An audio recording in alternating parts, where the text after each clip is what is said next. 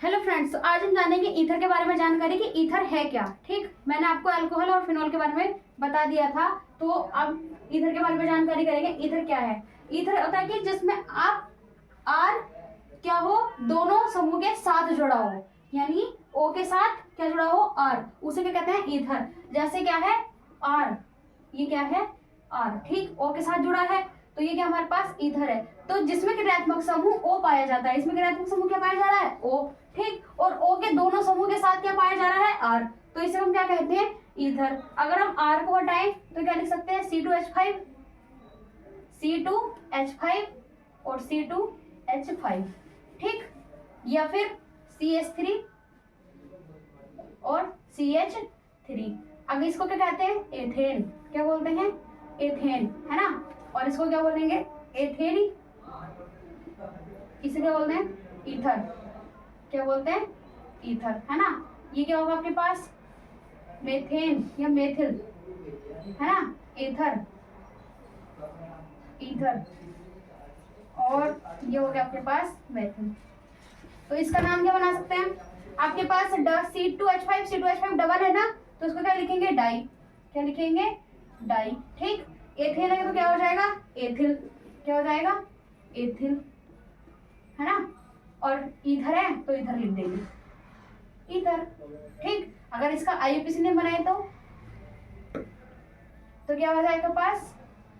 Ethoxy ethane, ethoxy ethane, ठीक। ऐसे ही आपके पास सेम ऐसी बनेगा। ये क्या है? CH3, ये क्या है? CH3 डबल है ना, तो क्या लिखेंगे? Dimethyl, dimethyl ethane, methane, है ना। अगर इसका IUPAC नेम ले, IUPAC नेम क्या होगा? मेथॉक्सी, मेथॉक्सी मेथेन, इधर रहेगा ईथर, है ना, क्योंकि आपके पास ईथर है ना, इसलिए ईथर आएगा, ठीक। ये हमारे पास क्या है? ईथर। अब ईथर के बनाने की विधि, सामान्य विधि कैसे बनती है? ईथर क्या होता है हमारे पास? जो इसमें मोस्ट इंपोर्टेंट है, विलियम्स संश्लेषण की विधि द्वारा डाई एथिल ईथर का निर्माण किसका कार्य करना है? विलियम्स संश्लेषण की विधि के द्वारा डाई एथिल ईथर का निर्माण करना है। और एथिल आयोडाइड, एथिल आयोडाइड की अभिक्रिया, किसकी? एथिल आयोडाइड की अभिक्रिया सोडियम एथॉक्सी के साथ कराने पर डाई एथिल ईथर प्राप्त होता है। हमें क्या निकालना है? डाई एथिल प्राप्त, डाई एथिल ईथर प्राप्त करना है, ठीक। यह अभिक्रिया क्या कहलाएगी? विलियम्स संश्लेषण अभिक्रिया कहलाएगी, मसलन, ठीक। अब आपके पास क्या दे रखा है? क्या बोल रहा था ये? एथिल आयोडाइड, या तो आप एथिल डायोडाइड रख लो, या फिर आप एथिल ब्रोमाइड लिख लो, या फिर एथिल क्लोराइड लिख लो, आप कुछ भी लिख लो जैसा आपका मन करे, मतलब लिखना हैलोजन ही है, ठीक। तो क्या दे रखा है इसमें? एथिल, यानी कि C2H5, ठीक। आयोडाइड है तो आयोडाइड लिखेंगे, Cl है तो Cl, जो आपका मन करे, ठीक। उसके बाद क्या करना है? प्लस, ठीक। क्या दे रखा है? अभिक्रिया सोडियम एथॉक्साइड के साथ करानी है, तो सोडियम एथॉक्साइड रख देंगे, फिर क्या बनेगा? C2H5, है ना। क्या बनेगा? C2H5, ऐसे रखो, C2H5ONa, है ना। क्या बन गया? Na। अब इसकी अभिक्रिया कराएंगे। अब इसकी अभिक्रिया बनेगी तो क्या बनेगा? डाई एथिल ईथर बनेगा। क्या बनेगा? Die ethyl ether. Die ethyl ether कैसे बनेगा? आपके पास क्या है? एथिल इधर भी वो है, एथिल, और इधर भी है, तो इसको कैसे लिखेंगे? डबल करके, C2H5O और C2H5O, ठीक। बनाना क्या था आपको? यही तो बनाना था, डाई एथिल ईथर या फिर एथॉक्सी एथेन। तो ये हमारे पास प्राप्त हो गया। अब जो आपके पास बचा वो लिख दो। क्या बचा यहाँ पे? सोडियम, यहाँ क्या बचा? NaCl, तो सोडियम NaCl, या तो Cl लिख दो या फिर ब्रोमाइड बना, हैलोजन, कुछ भी जो आपका मन करे, ठीक। और एक तरीके से अगर आप इसे R लिखना चाहो तो R लिख सकते हो। कैसे? इस तरीके से लिख सकते हो, आपके पास इसे R है ना, और इसे क्या लिख सकते हैं? X, है ना, प्लस R डैश X, इसके साथ बनाएंगे तो क्या बनेगा हमारे पास? RO R प्लस एक्स, है ना। इस तरीके से क्या बन जाएगा हमारे पास Na एक्स, इस तरीके से हमारे पास अभिक्रिया बन सकती है। ठीक, अब इसकी प्रयोगशाला विधि, प्रयोगशाला विधि कैसे बनेगी? प्रयोगशाला में डाई एथिल ईथर का निर्माण एथिल अल्कोहल की अभिक्रिया सांद्र H2SO4, अभिक्रिया के सांद्र H2SO4 140 डिग्री सेंटीग्रेड ताप पर गर्म करके बनाया जाता है। कितने पे गर्म करना है इसे? 140 डिग्री सेंटीग्रेड पर। ठीक, कितने पे करेंगे? 140 पर। कैसे? आपके पास इधर का प्रयोगशाला डाई एथिल ईथर दे रखा है, डाई एथिल ईथर। अब डाई एथिल ईथर कैसे लिखेंगे? आपके पास दे रखा है C2H5OH प्लस H2SO4 के साथ इसकी क्रिया कराएंगे तो क्या आएगा यहाँ पर? कितने पे करनी है? 140 डिग्री सेंटीग्रेड पर ताप गर्म करने पर पहले हम कम पे करेंगे, यानी कि 100 से 110 तक कर लो, 100 डिग्री सेंटीग्रेड। ठीक, तो आपके पास क्या दे रखा है? C2H5OH, यहाँ क्या है? H2SO4। ठीक, तो यहाँ पर निकाल दो एथिल हाइड्रोजन, तो C2H5HSO4 प्लस H2O, तो ये हमारे पास क्या निकलेगा? एथिल हाइड्रोजन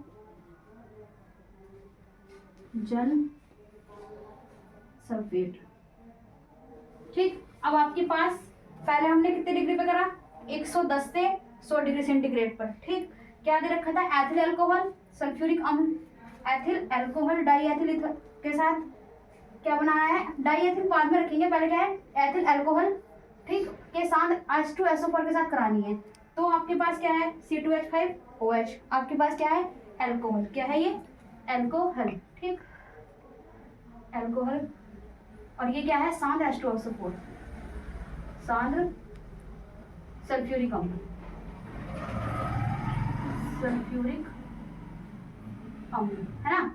अब इसके साथ कराएंगे तो क्या निकलेगा? वो एथिल हाइड्रोजन सल्फेट, क्या निकलेगा बाहर? जल। अब इसी को आप 140 डिग्री सेंटीग्रेड पर गर्म करने के लिए आपको क्या करना पड़ेगा? एथिल हाइड्रोजन सल्फेट उठाना पड़ेगा। ठीक, तो इसे उठाएंगे हम, C2H5HSO4 प्लस फिर किसके साथ कराएंगे? अल्कोहल के, C2H5OH। अब इसके साथ कराएंगे तो कितने डिग्री पे होगा? 140, है ना।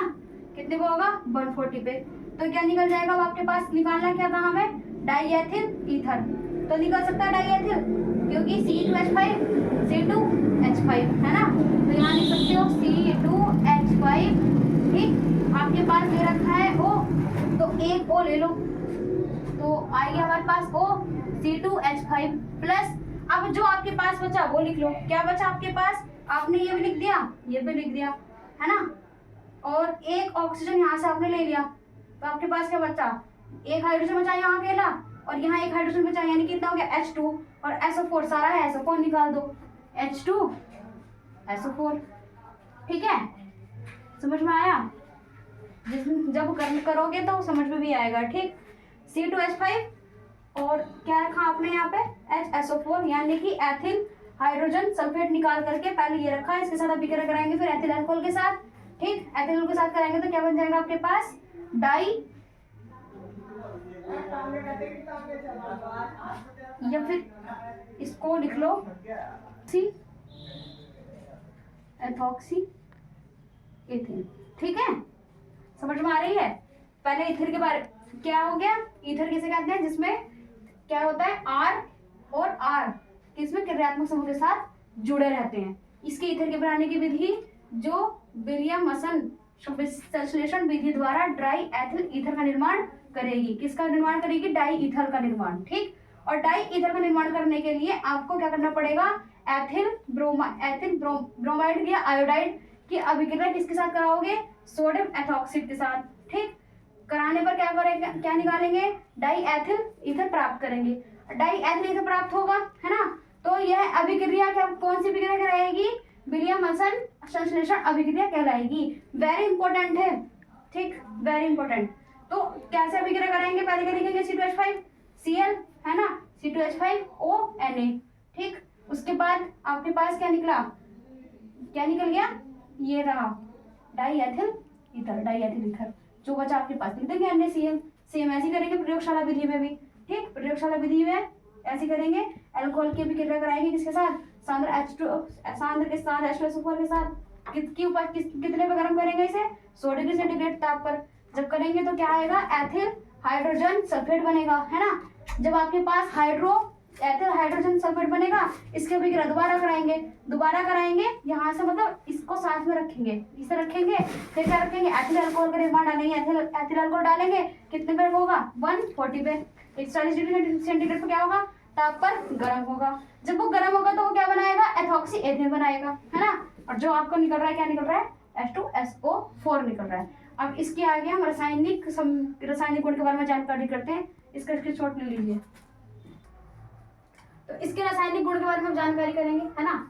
अब रासायनिक गुण क्या है, HI के साथ अभिक्रिया करानी है, किसके साथ, HI के साथ।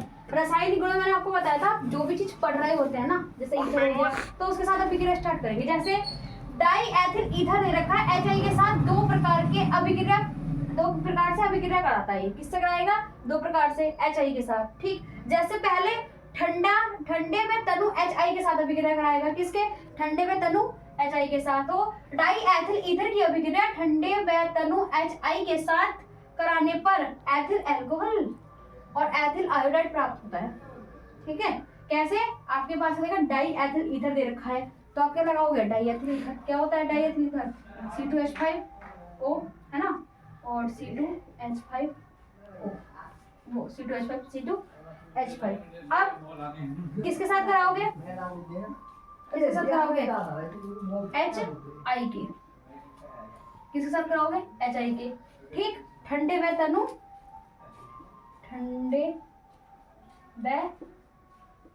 तनु के साथ, है ना, ठंडा व तनु के साथ।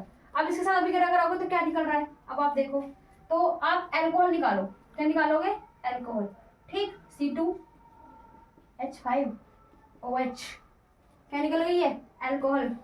अब जो आपके पास बचा वो लिख दो, C2H5। ठीक, C2H5, हाइड्रोजन और ऑक्सीजन, क्या बचा बताओ, C2H5 आयोडाइड, C2H5 आयोडाइड, है ना। और जो सा भी आप हाइड्रोजन रखना चाहते हो वो रखो, ये फिर वो लगाओ। अब गर्म में सांद्र HI के साथ अभिक्रिया करानी है। अभी तो हमने ठंडे के साथ कराई थी, और किसके साथ कराएंगे, गर्म। ठीक, अब गर्म करते हैं, देखो कैसे गर्म होता है, गैस पर रख के, हैं कैसे करेंगे, देखो। डाई एथिल ईथर की अभिक्रिया सांद्र में HI के साथ कराने पर एथिल आयोडाइड प्राप्त होता है। अच्छा, अब एथिल आयोडाइड प्राप्त करना है, डाई एथिल ईथर लगाना है, लगाओ, C2H5O और C2H5O प्लस ईथर को सांद्र H2 किसके साथ करानी है, HI के।